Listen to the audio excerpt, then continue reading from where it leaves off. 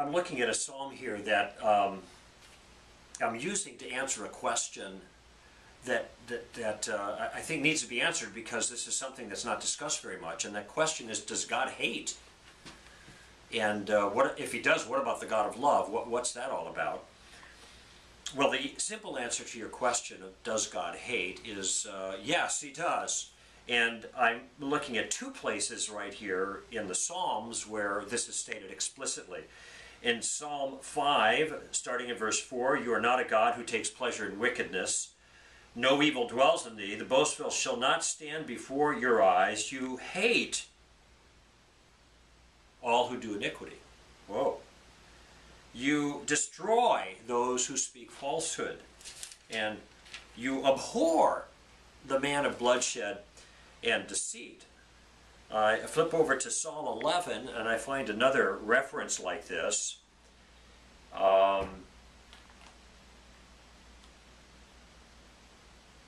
Verse 5, the Lord tests the righteous and the wicked, and the one who loves violence, his soul hates.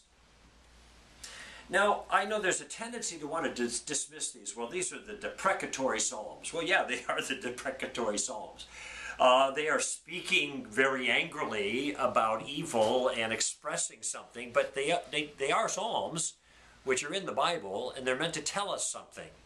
And I don't think they're telling us that God is having a bad hair day, but rather that he has a disposition with regards to wickedness that we got to take seriously. You know, the writer of Hebrews, and this now is in the New Testament, says that it's a terrible thing to fall into the hands of the living God. You just type in the wrath of God, or just the word wrath, for your New Testament analysis, you'll find all kinds of references to this. So God is not to be trifled with, and he does hate.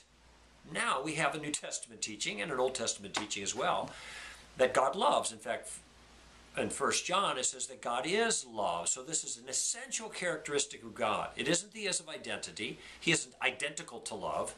It is an essential, it's the is of essential predication. He is essentially predicated. It's part of his nature that he is loving. But it's also part of his nature that he is just. And you could say that it's part of his nature that he, in virtue of his justice, hates those who do iniquity. So now we got a problem, don't we? We've got God loving and God hating at the same time. So how do we make sense of that?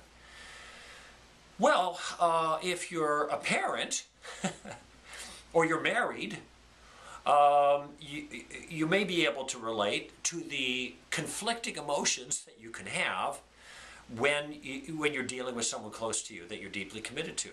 And that is, you could have a love for them and also at the same time have really negative feelings about a certain aspect of those people, and not just a fleeing emotional state, but a strong disposition to certain things that you see that are part of that person, indeed are that person, that are really troubling to you. And so we can see that just in our own experience. Now, that's because we're human beings in part, and we can have shifting emotions. Now, it says in James chapter 1 that God is not someone who has these kind of shifting emotions.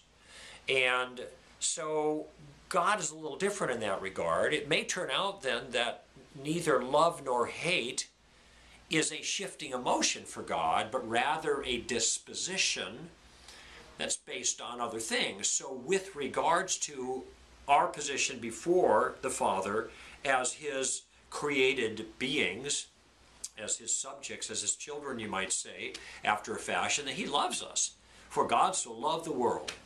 Oh, he does love, but he also has a standard fixed disposition towards rebels, and that disposition is a disposition of justice and wrath and hatred. So where is the safety? Here it is. The cross is an expression of the disposition of the love of God, which saves us from the wrath of God.